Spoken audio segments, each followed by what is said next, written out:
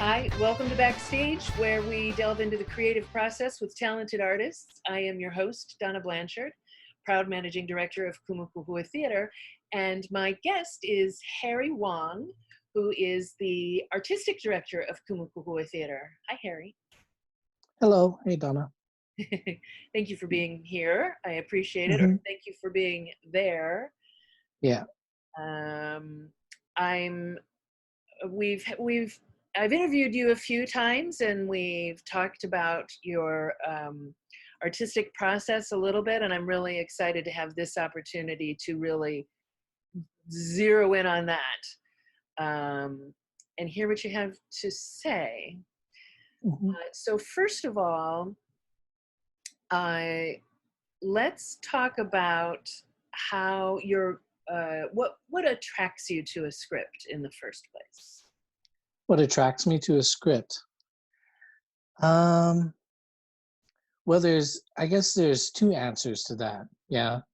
One is that if you plan on working in the theater as a director, you might not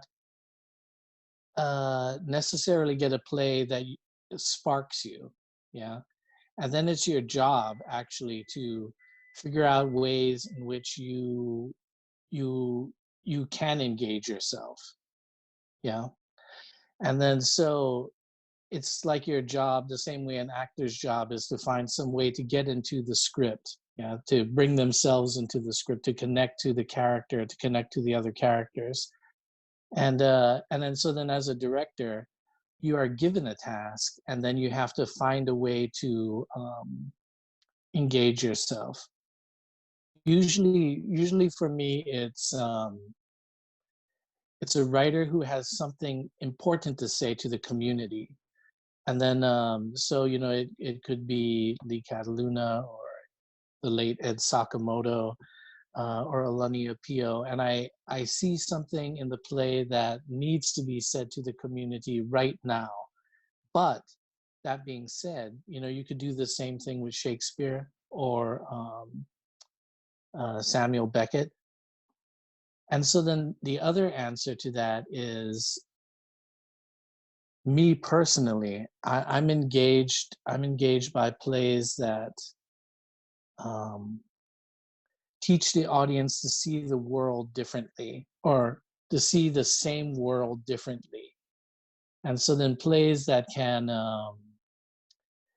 take the audience for a moment out of what they know as normal, and then make it abnormal so they can see it different or clearly, kind of, for the first time. And once again, it kind of goes back to my philosophical background. People were reading Mikhail Bakhtin when I was going to school. And then he always talked about this concept called the grotesque.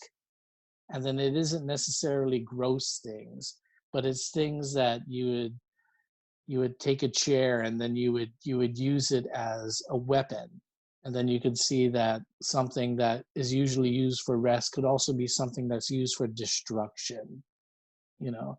And then so then plays that take our world and show it differently, clearly, for the first time. Those plays have always kind of engaged me. Okay, so there's a little bit to unpack there. Hmm.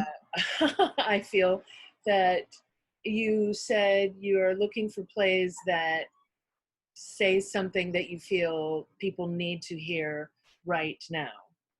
Yeah, in the So, community that we live in, like in Hawaii. so you feel that that is you are on what are you basing that assessment?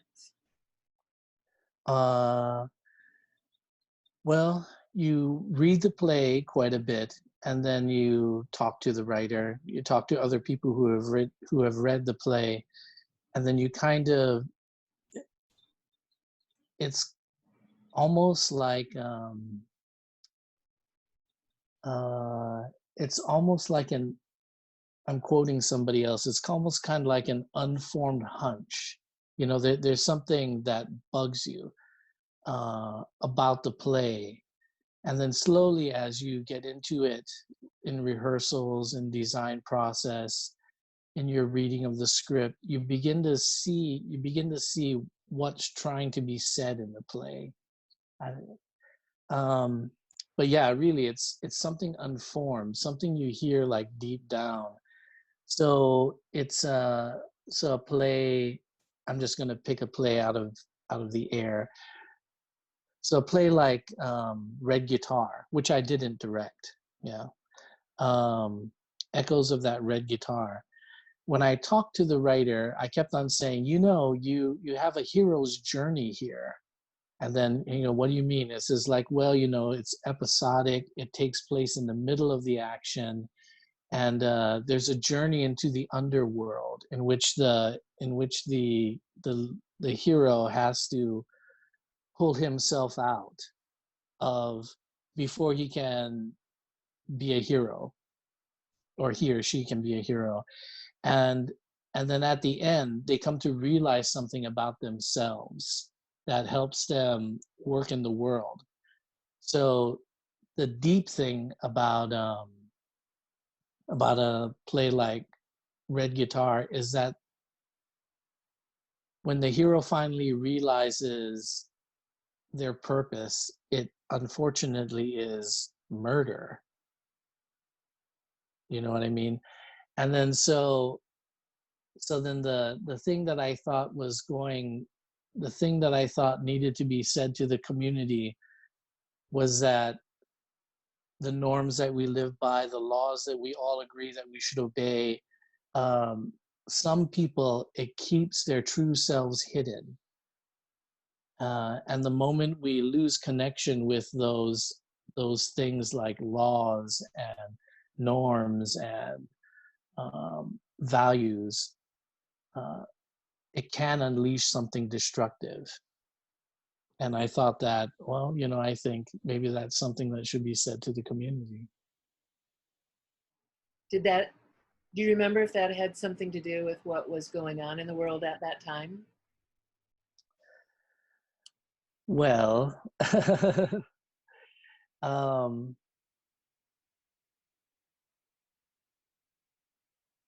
the dangerous political, the dangerous politics that we're in now nationally. Yeah, I think that when those kinds of norms, yeah, when the expectations we have of people on how they should behave are kind of thrown out the window, it opens the way for the politics, the national politics that we have now. And then I saw that beginning to happen. So yeah, I mean, it's two things. You have to also kind of be engaged in the history and the world you're living in too before you can make those kinds of assessments about a play. Well, yeah, and so that leads into my next question, that then you have a responsibility to stay on top of the news and the pulse of the community. Mhm. Yeah, that's true. But then if the writer is doing their job, if the writer is somebody who's living in the world and finds a story or characters that they desperately somehow need to write about, that they're writing about lives that they need to follow through on, if they've been doing their job, then it's really all my job is to make sure that that's clearly done on stage. Yeah, I consider myself an interpreter, yeah, of what the writer is trying to do. And that's that's why I think not necessarily not necessarily that Kumu Kahua, um what is a good word, simply obeys what the writer has written. Yeah, it's that we find what the writer wants to say sometimes regardless of what they're trying to say. So like an example of that is the first Kamal that we did. The original ending is that this character, his name is Alika, and he's a tour guide, and he finds out that the hotel that he's attached to as a tour guide um, is buying up his family's traditional lands to build another resort, and uh, and then he has to decide whether he's going to fight for his land with his family or if he's going to go to work. And and in the original ending, Alani wrote, the playwright. His name is Alani Apio. He wrote that he doesn't go back to work. He decides to to fight with his family for his land. And we rehearsed it. We came to the week before opening, and we did the ending that way. And then Alani was there while we were running it, like the week of we were going to open. And I asked him just point blank, do you think he actually quits his job, or does he continue working to support his family financially and not spiritually? He looked at me, he thought about it for a moment. He says, yeah, I think he goes back to work. And I said, then that's the story we're going to tell, Alani, you know? So it's also your job uh, as a director to put those questions to a writer, to a new writer. Yeah.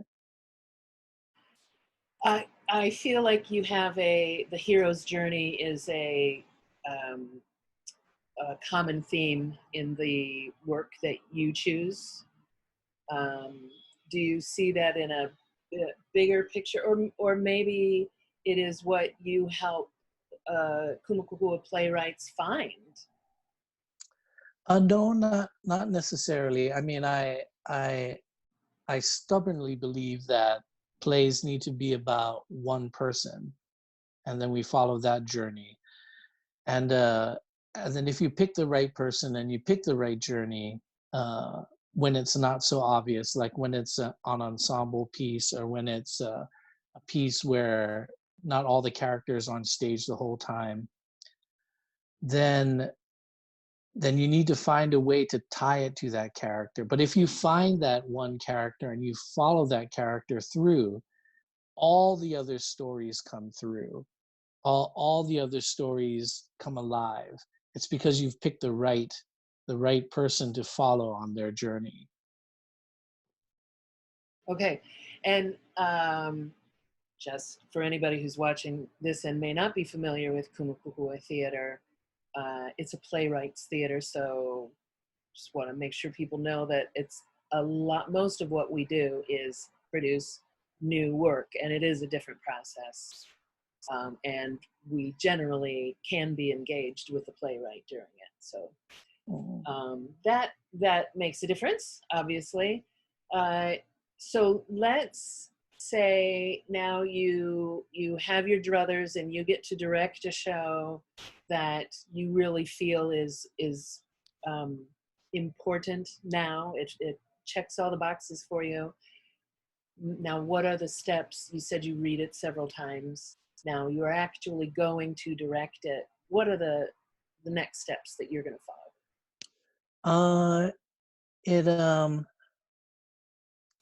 Well, one of the things you have to one of the things I think is important for any director to understand. There's I do have a kind of list in my head that's kind of fluid, I think. And then one of the things, what is a good way of saying it? The overarching thing that a director needs to have is the ability to be moved either to laughter or tears or whatever by a work of art. I mean, it helps if it's a playwright, it helps if it's a play that you're moved by, but you need to be moved deeply by something that is created not by nature but by a fellow human being. And then if you don't have that, then you probably shouldn't direct, if that's harsh. Fair. Fair. The so I look for that. Yeah, when I first read a play, the first reading of a play is just like precious to me. I have to figure out, I have to find time, and I have to sit alone in a relatively quiet place, and I have to go through it, like slowly, and I take it all in. And when I first started out, you have to do all of these things like incrementally, like, so you read it and you just decide whether you like it or not. Like, once again, it's that unformed hunch. Yeah, there's something about this that's speaking to me that I need to say. And then the next thing is you read it just so you can understand the story, just so you can put it into a sentence, exactly what the story is. Yeah. The conversion of Kahua is about a moment in Hawaii's history when a leader, Ka'aumanu, had to choose which path the Hawaiian people were going to follow. Yeah, and then so you have to be able to just say it as clearly as that. Yeah, and then you bring in the details like slowly as you begin to explain it. I would say that that's the first thing you have to do, is just be able to understand the story and articulate it clearly. And then the next thing is you probably have to understand how the writer is telling that story. Yeah. Is it just one continuous day? Is it a bunch of episodes? Are there flashbacks? How do the scenes following each other inform each other, collide against each other to create a new meaning? Like, I always kind of believed that this scene follows the scene that follows the first scene. When they appear, when the second scene appears, it has to create a meaning that that's different than just this next scene follows the other scene. It's a collision of ideas of something, like, when you see what is it, a picture of a bell tower, and then you see a picture of a bat. Yeah, and then when you see the bell tower and the bat, and you see them one right after the other, uh, it's like bats in the belfry. Like that. You're crazy. Like that. So then a different meaning comes from how each scene follows the other scene, and then so you read it for that. You read the play for that, like how the writer is telling the story. And same thing, you have to be able to say it clearly and concisely. It's the only way that you can work with the actors, if you can tell the story and then you can explain how the writer's telling it. And it's the only way to get a design that helps tell that story, rather than just be, oh, this play is set in the 1800s, we should dress them up in this and that. It's like, no, like that.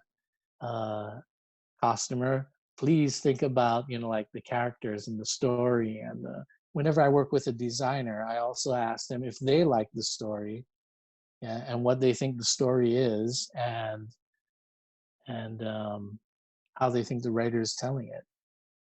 That way, a costume designer can say, well, they just need one costume. Or actually, the way that this play works is that you have to see the costume change over time. And I would say that that's the second thing you need to do, is to really try and understand how the writer is telling the story. When you are discerning these, are you generally reading the first time slowly and thinking about all of these things, or are you reading it several times to glean this? No, we have a program here where we kind of work with new directors or untried directors, or directors or people I think who could be directors. And then I'll usually tell them that when they read the play, they should do each step once. Like, you read the play just for the story. You read the play to try and understand how the writer's telling it. And then but like once you've done it for, I don't know, when did I start? 1989. Yeah. That's how I did it. That's how I was told to do it by Dennis Carroll and a bunch of other professors at the university, is that I should read it for this, I should read it for this. But then eventually you just get to the point where you read the first sentence and you say to yourself, oh my God, this is going to be a terrible ending for these people, or these people are just going to have a joyous reunion of some kind. Because then eventually you read it and you can do all of the steps at once. It just takes time. Yeah, it takes, like I don't know how many plays I've read, and then how many really great plays I've read, and how many terrible plays I've read, and how many plays could be great, and how many plays, if they're done wrong, they could be terrible. And then you just begin to develop that callus of your brain, yeah, where you can do it all in one reading, kind of. You mentioned designers. Mhm. Uh, would you normally, so at some point during the process, you are selecting designers that you're working with? Do you want to talk about that now, or we can get to it if it comes further on down? Uh, maybe it'll come further on down, I think. What is it? And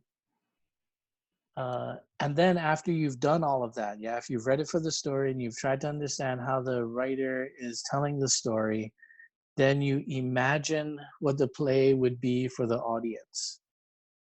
Yeah. Uh, I guess for me, one thing that's kind of important is that you imagine yourself to be the audience, and then as you watch it, as you watch it happening in your head, you're trying to set up the relationship between what happens on the stage and what's happening to the audience. And then like I said before, like that the play needs to be able to engage me, because I need to find something in the community, something about the play that needs to be said to a particular community. Yeah. And then here at Kumu, it's Hawaii.